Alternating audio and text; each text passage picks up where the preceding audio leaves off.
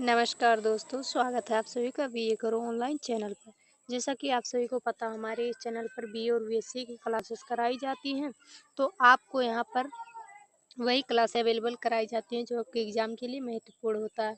तो आज की इस क्लास में हम पढ़ने वाले हैं बीए थर्ड सेमेस्टर का पॉलिटिकल साइंस, जिसमें हमें पढ़ना होता है पॉलिटिकल प्रोसेस इन इंडिया। ठीक, तो यहाँ पर आप देख सकते हैं न्यू बैच आपका स्टार्ट हो चुका है 2025 और 26 के लिए। ये आपका बहुत ही महत्वपूर्ण होने वाला है।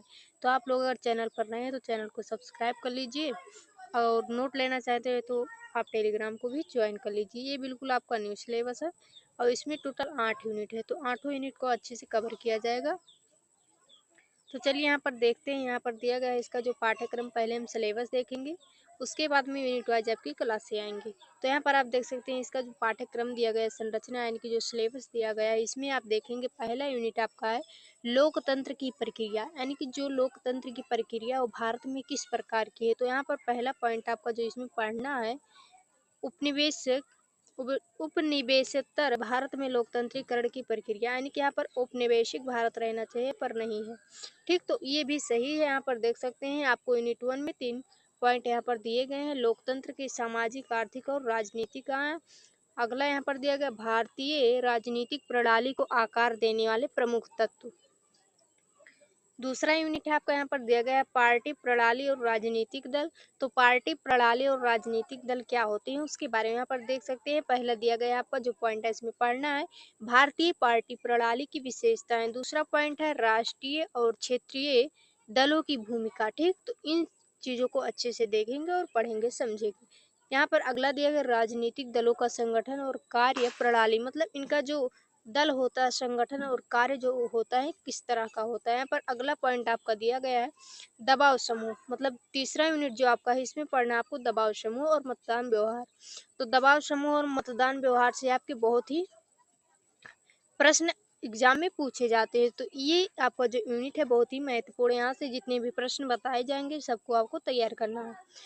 उसके बाद में इसमें पहले पढ़ना आपको पहले पॉइंट में दबाव समूहों की भूमिका और प्रभाव, फिर मतदान व्यवहार की निर्धारण कारक, मतलब जो इसके निर्धारक कारक होती हैं उसके बारे में, जाति, धर्म और अन्य कारकों का मतदान पर प्रभाव क्या पड़ता है। ठीक, अगला यूनिट दिया गया है यूनिट नंबर 4 चुनाव और निर्वाचन प्रणाली।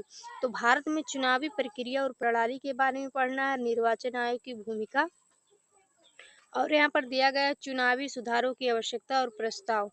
पांचवा यूनिट आपका दिया गया है लोकतांत्रिक विकेंद्रीकरण और स्थानीय शासन। उसके बाद में इसमें जो आपको पढ़ना है 73वीं और 74वीं संविधान संशोधन और उनका प्रभाव। फिर अगला पॉइंट दिया गया ग्रामीण और शहरी स्थानीय निकायों की संरचना और कार्य।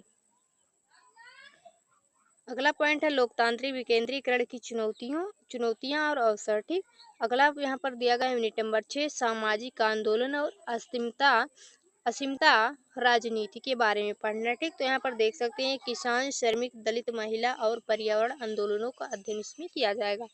यहाँ पर अगला दिया गया है आपका जाति, धर्म, भाषा और क्षेत्रीय असीमताओं की राजनीति। फिर दिया गया है समाज में परिवर्तन और संघर्ष की प्रक्रिया। उसके बाद में यहाँ पर दिया गया आपका यूनिट नंबर 7 है प्रशासन और नीति निर्माण। यूनिट नंबर 7 में आपको पढ़ना प्रशासन और नीति निर्माण। तो भारत में नीति निर्माण की प्रक्रिया किस तरह से शुरू हुई उसके बारे में पढ़ेंगे, और केंद्र राज्य सरकार की प्रशासनिक संरचना के बारे में पढ़ेंगे अच्छे से। यहाँ पर अगला पॉइंट दिया गया योजना आयोग, यानी कि नीति आयोग और उनकी भूमिका। ठीक, तो इस सभी चीजों के बारे में जानेंगे, अच्छे से समझेंगे। अगला पॉइंट दिया गया सरकारी योजनाओं का राजनीतिक और सामाजिक प्रभाव। आठवां यूनिट है जो कि आपका लास्ट यूनिट है भारत में वर्तमान राजनीतिक मुद्दे, भ्रष्टाचार, लोकतांत्रिक संकट और राजनीतिक सुधार के बारे में पढ़ेंगे। फिर यहाँ पर दिया गया है सामाजिक असमानता, बेरोजगारी और अल्पसंख्यक अधिकार। तो यहाँ पर दिया गया आपका राजनीतिक बदलाव, नव सामाजिक आंदोलनों और वैश्विक संदर्भ में आपको पढ़ना है यहाँ पर चीजें। तो हमने जो यूनिट था आपका सिलेबस बता दिया, आप सिलेबस देखिए, नोट कर लीजिए।